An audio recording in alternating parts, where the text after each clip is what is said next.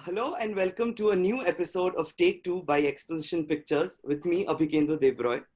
Today with us, we have someone who has been born and brought up in Ukraine. Her story with India started as a lecturer in Whistling Woods International, Mumbai for screenwriting and film appreciation. Thereafter, she has gone on to direct two feature films, Aadha and Namdev Bhau in Search of Silence, which have traveled over 40 international film festivals, including the Busan International Film Festival, BFI London Film Festival, MAMI, to name a few. Her films have received more than 20 accolades and awards all across the globe. She has worked with the likes of Anjum Rajabali, Sarbh, Suhasini Mulay, Ritviz, Prateek Kuhaad, and many others. So please welcome filmmaker, screenwriter, Miss Dar Gai. Hi. Hello, hi. I think my journey started before Bombay. It started actually in Gwalior, where I came. I was directing theater plays there. I was supposed to come for 6 months, and then they asked me to stay for another 6 months. And after that, I discovered Bombay. So I would say Gwalior is the starting journey. So how did this happen? Like the invitation to direct a play? I think so. At that point of time, I was just finishing my degree, and I was studying philosophy. And at the same time, I was acting in a lot of theater plays, and then was directing. So I was part of different theater groups, and I was planning to do my PhD abroad in Germany. And at some point of time, I just felt that I know that culture too well, and I want to explore something new. And I want to explore the East. At that point of time also, I was studying different like Eastern philosophers as a part of my course. And I decided to explore it. So I sent my CV to several countries, which was like Korea, India, Japan, China. And by that time, I had kind of full CV because I was doing art exhibitions in winter and then summer camps, theater summer camps in summer. So that kind of like a lot of activities were happening. So I got several invitations from different art centers and art exhibitions in China, Japan, but somehow from all that, I chose Gwalior, Scindia School, boys boarding school. I sent them email and then, and the Shome Ghosh, who was the principal of the school, he saw my CV and he saw stills. And he's like, and he had weird, and imagine how everything just coincidental, right? He had a memory from his childhood because his father was in Russia, I think. And he had a very strong connection, like very nostalgic connection with like ex-USSR countries and stills. And so he replied to me and our correspondence started. And then he was quite excited to have me and to invite me to direct theater plays and to teach like several subjects. So and I checked the website and they had swimming pool, they had horse riding, and they had archery. I'm like, that's just great combination. I mean, at the age of like 20, that seems fine. And though you have such like high propositions from like a serious centers or a serious company, but you're choosing Scindia School, boys boarding school.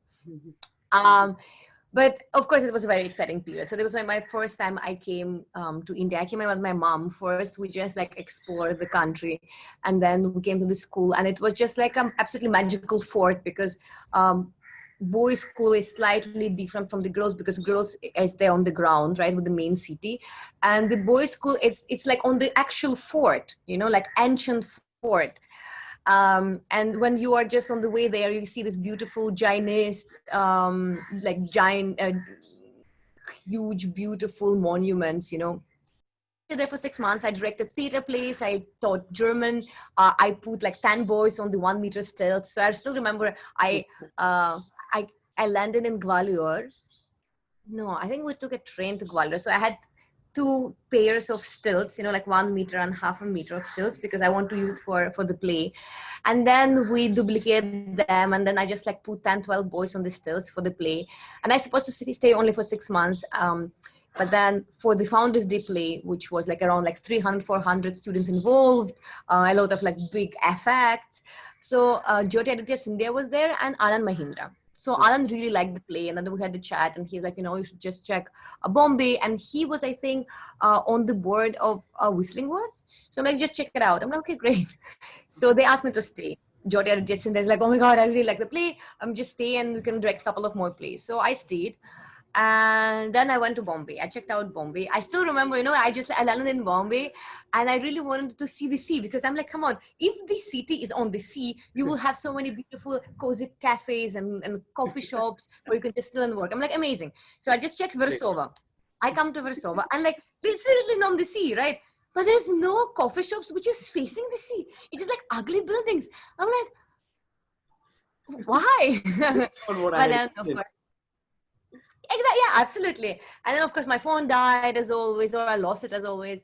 Then I came to Whistling Woods. I checked like the cheapest course. The cheapest course was documentary filmmaking. Always wanted to do one. Applied, got in. A couple of weeks later, when I was already, I think I went to Cyprus with my mom. I got a call saying like, I'm sorry, you're the only person who enrolled for a course. No one wants to do documentary filmmaking. I was very upset because I thought something that I really wanted to explore. So then I chose it. I checked in other courses, which was like the cheapest course. It was screenwriting. So I've done a short course, like 9 months. And then Whistling Woods invited me to teach there. So I started teaching for 3.5 students of mine became my ADs.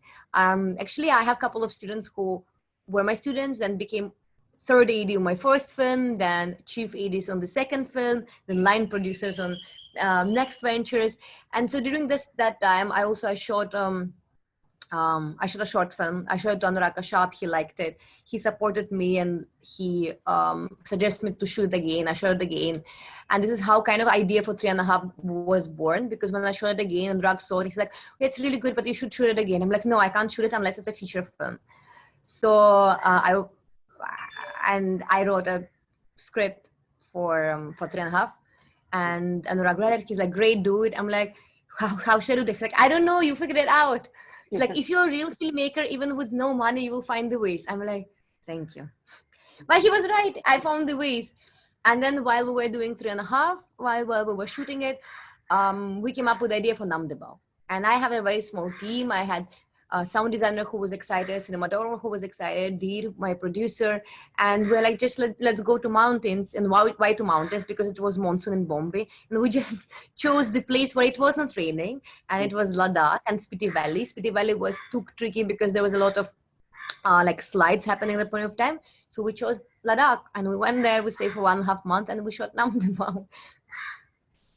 So wow, this was just a great flow of how you started off in Gwalior and then transitioned to making 2 films back to back. Amazing. Yeah.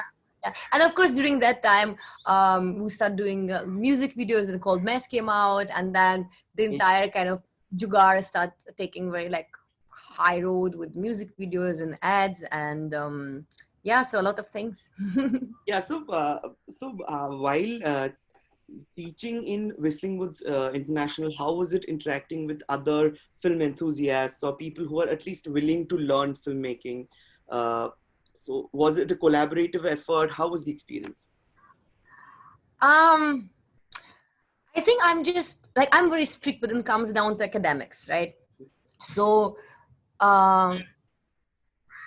when I was having, let's say like 150 students in the class, and most of them, they just don't read, right? Because, they're just like coming from the school. And then I'm just saying that, when you are studying filmmaking, I feel, unless of course you're geniuses, and like there are a lot of cases like that, who straight after the school can study filmmaking. I just feel you do need to have your bachelor in something else, right? It can be engineering, it can be anything, because it just gives you such a, it gives you 2 things. It gives you knowledge for a field, right, which can be useful for you in filmmaking later on, because anything is useful in filmmaking. And at the same time, it just gives you a habit of studying, right? Because when it comes to school, to filmmaking school, after school straight, for you, it's like, you just need to watch films, fun. It's such a fun study, but it's not, right? It's as complicated process as anything else. And I do feel that respect for academics is important, and to develop that is important. So I did struggle a lot with the students in terms of just strictness, but yeah, I don't know. And were you? I love it. Like, I love the process of teaching. Like for me, teaching is like teaching in Gwalior or teaching in Whistling Woods was like unbelievable time, because I feel when I teach, when I generally talk or communicate to someone, there's so many different ideas born to my head. And I just feel that overall in the world, the system of education is just so rigid. And we think that we know how to teach and what to teach. But it's very flawed, you know, like the fact that if you just think about it, your school time, Right. right? Yeah. And when like it's, you need to reply these questions like, yeah, sweet. I mean, come on, it's not sweet. It's fucking awful, right? Like you will find like hardly any people who will say, oh, school was so great, unless you're in their 40s or 60s or 80s, and it's more like a nostalgic thing. But actually, if you ask anyone from like 18 to 30, school is awful, man. You know, like it's really bad. Like it's traumatized. You were traumatized by rude teacher, by rude or completely dissociated from the life teachers, or rude students, or like it's just years of embarrassment. You know, and like then and after the school you're like, I don't know what I learned. So, and Yeah, of course with you, yeah, and so I'm like, what actually does it give you? It's like, oh, it gives you socializing. Oh, well, I need to sacrifice my like psychological well-being for just, oh, but I'm at least socialized. I mean, I don't know, I can just go to the bar at the age of 16, get drunk and socialize there, right? In a way. Right. So I do think that we need to relook at the way how we are teaching students and kids, and just, it is tricky. I do feel like we need to reinvent something, and so that we'll stop hurting and just like influencing very, very soft and flexible young minds. I believe that you were also associated with the course of film appreciation. Is that correct? Yeah, I was teaching screenwriting. I was teaching film appreciation. Yes, correct. And at the beginning also, yeah, correct. Yeah. So basically, we do come across a lot of people who are giving their reviews on social media about a piece of work. So they are actually not very well aware of the film appreciation as a course, probably, if you like say so. But yeah, so what's your take on that? Like, are you okay with it that people without their knowledge are still posting these reviews, or they are open to their opinions? It's very tricky, right? Because right now we're living in the world that we have social media, and because we have social media, we think it's our right. We have to express our opinion about everything, you know, no matter what it is, whether I know about it, I don't know about it, I'll just express, which is great. And we think it's free speech, but the thing is, it's not free speech. It's a blur out, you know, it just, blur, you know, we think that because we have a platform, we can say anything. But my thing is like, but we need to concentrate instead of, we can't say what we are saying, right? And why we are saying, because right now, all of us, we think that we're specialists. All of us, we think that, you know, we are political analysts, we are social judges, we are judges, we are film critics. And yes, that's great when we're talking to our friends, but when we think that we have a right to influence the social kind of just like layers, like art, no, I don't know, I think it's tricky. I think we just need to be if we want to say something, we need to understand its craft, right? So film appreciation or film criticism, it's a craft. There are just so many books written on it, right? So much studies is done. There is theory, there is practice, there is it's an incredible subject that we can learn, and we can deep into that. But just to say, oh, you know, I like the film or I don't like the film, that's not film criticism, that's not film appreciation, right? I was actually like yesterday, I found very interesting article, and it was by the doctor of like biological science, and like she's a professor and scientist in the field of linguistics, and as well as the theory of consciousness. So she said something incredible, which is, so she's studying how the brain works, right? So she says most probably in the future there will be like a huge difference between like people who read and who don't read, because nowadays we're getting the kind of, from the big articles, we'll read only paragraph, or only paragraph which is bold, right? So our brain is slowly losing the ability to analyze, right? To learn the information in full.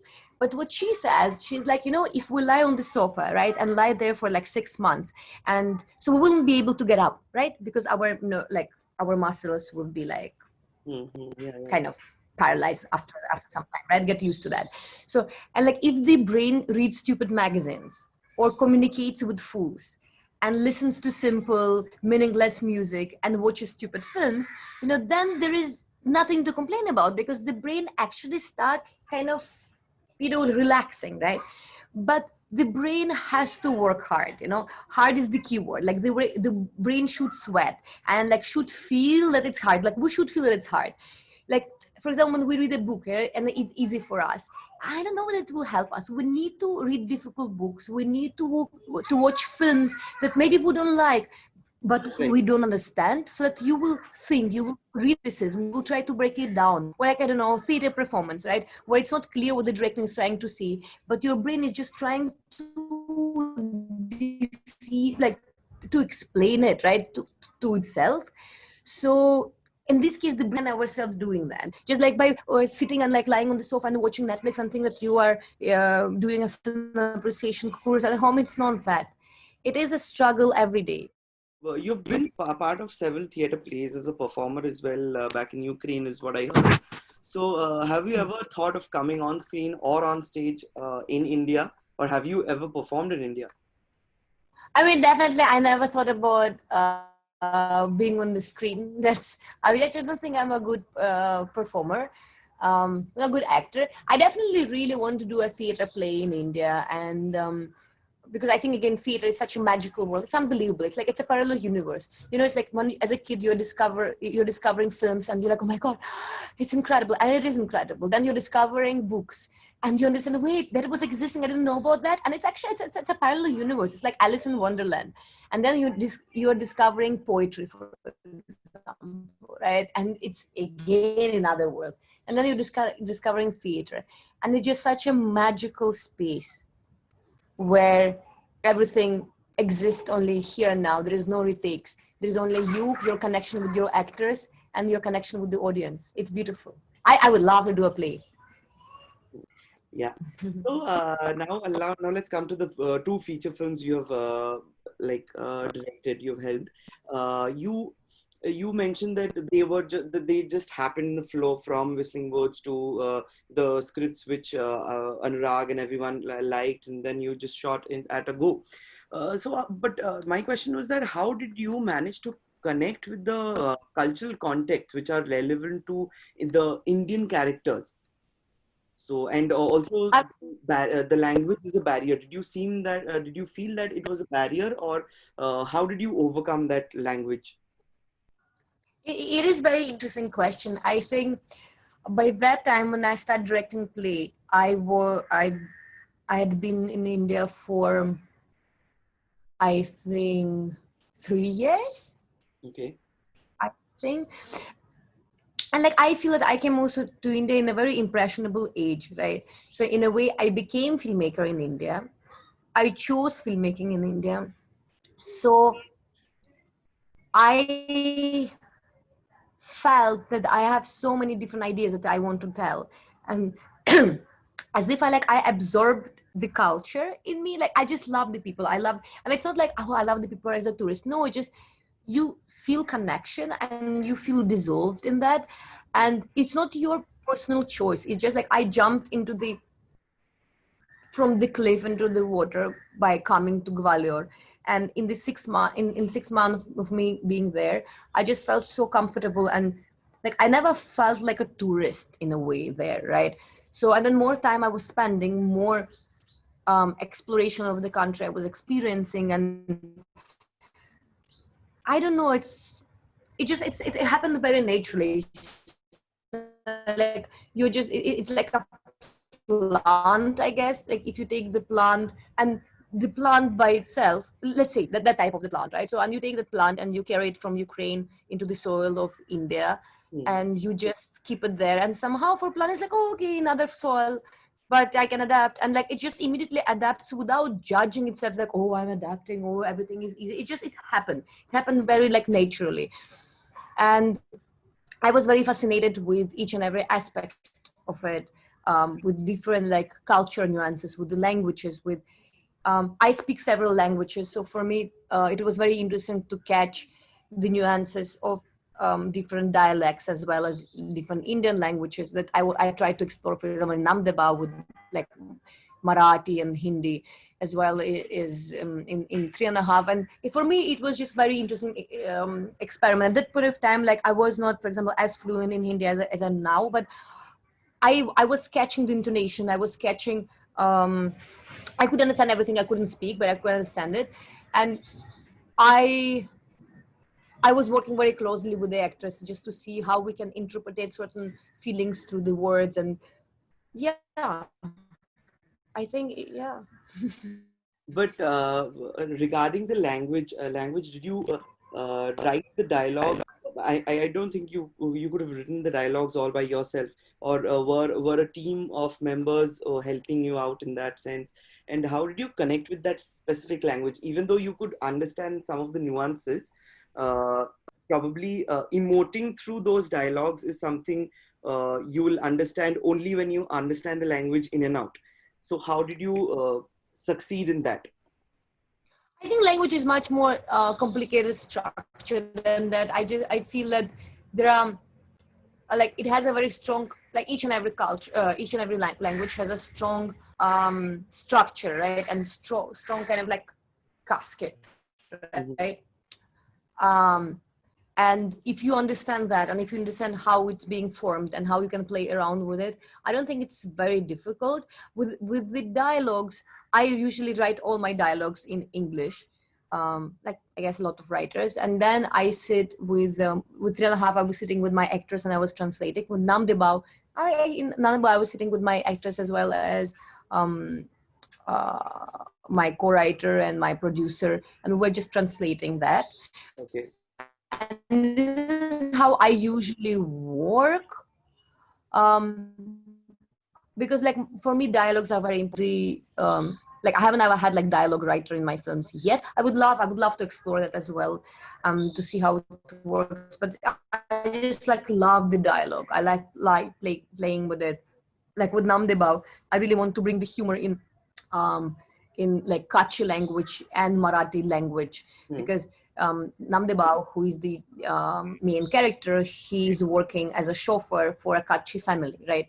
And the several nuances in the relationship between Kutchi community and Marathi community is very specific, and I want to bring that humor out, right? And I knew that the only way for me to do that into the nuances of that, right?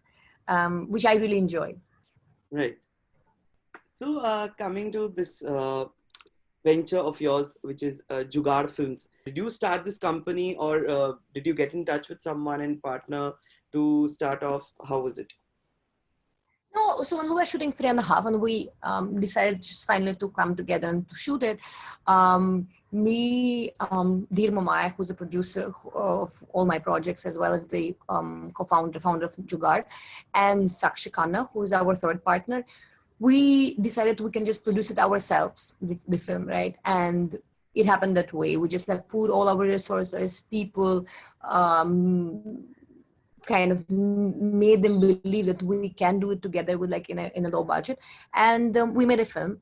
Then with the second feature film, we decided we'll go under the same banner, because we believe that with the right people around, with the right energy, with the right passion for craft, maybe at that point in time it wasn't as much about craft but about passion, and we just thought that we can do that. And when that happened, we realized that instead of knocking at everyone's door and try to perceive everyone, like we can just create our own small bubble and try to create films from there. And at that point of time, I didn't know how big it will be in terms of needed presence of this production house in my life, in terms of like now we're doing like so many things at the same time and like so many different projects. I just know that it's kind of your own bubble, which is safe, which is accepting for experiments, which is just a platform where you can do anything you want, and you can give this opportunity to everyone who's working with you together. For Jugaad Films also, you have been in touch with Ritviz and Prateek Kuhaad for the different music videos you have shot, like Sage, Liggy, and Cold Mess, of course. Before you start off, I would just like to say that Sage is one of the cutest, sweetest music videos I've ever seen. Thank you. So how did these collaborations with Ritwik and Prateek Kuhaad take place? With Ritviz, like Prateek saw the trailer of 3.5, and he got in touch with us through this friend who I think recommended us, and we had a we had a brief discussion about what he wants to do, and he was talking about this kind of like toxic relationship that I was just so excited to explore, because all of us at some point of time we are going through like cold mass relationships. And we had I really like his aesthetics, and we kind of immediately gel on that. We start shooting. It was a very tough shoot because we were actually shooting on film again, quite limited budget, but I really want to explore the like raw human emotion. And when that came out, it kind of pushed us further in with the music video kind of industry. So I think after that we got someone from Ritviz team, or someone who, I think it was Bacardi, who got in touch with us. And at that point in time, I didn't even speak to Ritviz. They had his song and they needed someone to make a music video on. We made it. And then Ritviz saw it and he really liked it. And from there, we started collaboration on Ligi as well as Rahi for Tinder. Yeah. And then of course, after